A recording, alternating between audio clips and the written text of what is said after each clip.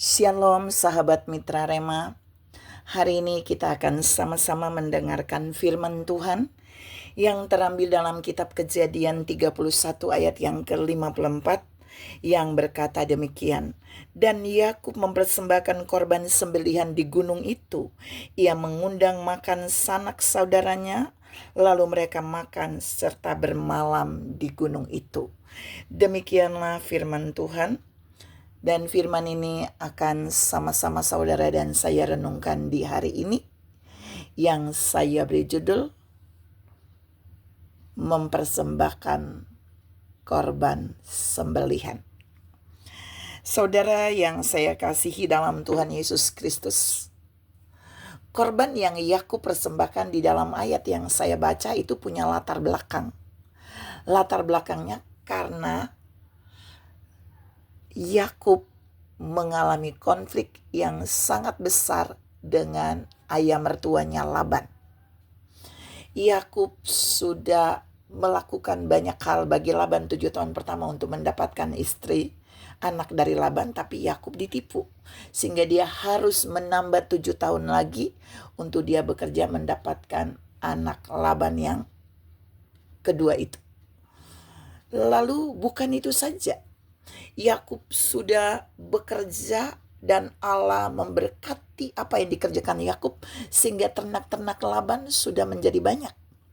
Lalu Allah memberkati apa yang dilakukan oleh Yakub sehingga jumlah ternak Yakub itu lebih banyak dari Laban.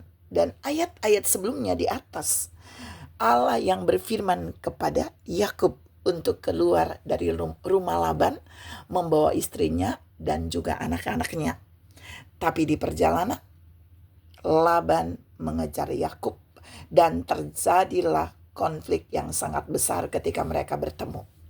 Dan dalam pertemuan itu, Yakub memilih untuk mempersembahkan korban sembelihan.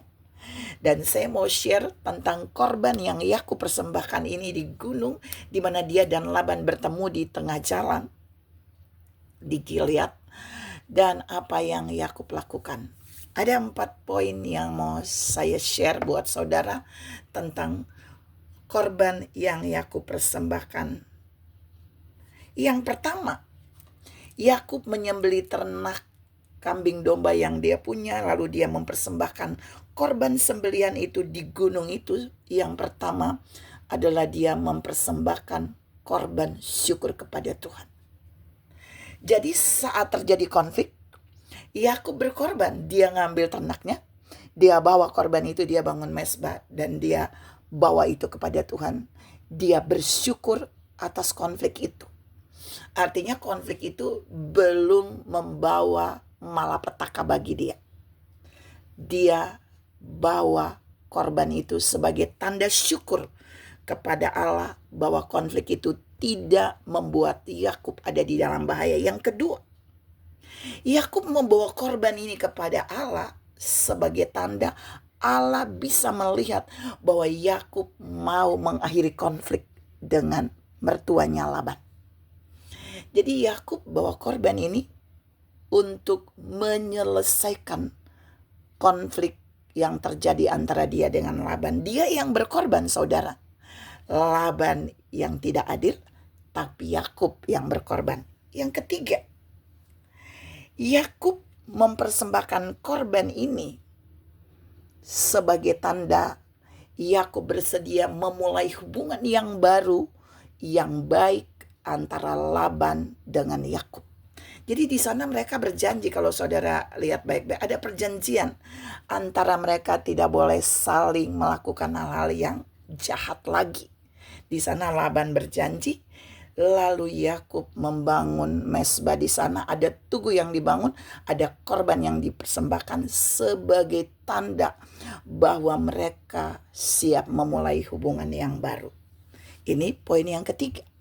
Saudara harus melihat dalam keadaan Yakub diperlakukan tidak adil, tapi Yakub bisa mempersembahkan korban untuk mengakhiri konflik, mempersembahkan korban syukur kepada Tuhan, kemudian untuk memulai hubungan yang baru dengan Laban.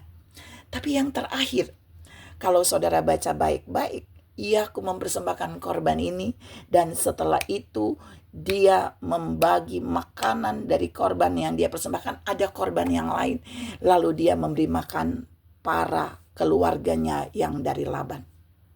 Yakub sharing, dia berbagi ketika dia diperlakukan tidak adil. Ini cukup sulit, saudara. Waktu orang melakukan sesuatu yang jahat terhadap kita dan kita masih bisa memberikan makan kepada orang itu, maka Allah benar-benar sangat mengasihi kita. Saudara yang saya kasihi dalam Tuhan Yesus Kristus, 4 poin ini menunjukkan bahwa Tuhan benar-benar ketika menyuruh Yakub keluar dari Laban untuk menjauhkan kelicikan Laban terhadap Yakub, Tuhan menunjukkan bahwa Yakub benar-benar pribadi yang tahu bersyukur. Yakub bawa korban syukur kepada Tuhan. Yakub bawa korban untuk mengakhiri konflik. Yakub bawa korban supaya memulai hubungan yang baru dengan ayah mertuanya. Tapi Yakub juga membawa korban, setelah itu dia sharing makanan. Dia berbagi bagian ternak yang dia punya. Dia berbagi dengan sanak saudara dari Laban, dari keluarga istrinya. Tuhan juga mau bawa saudara untuk belajar melihat hal ini.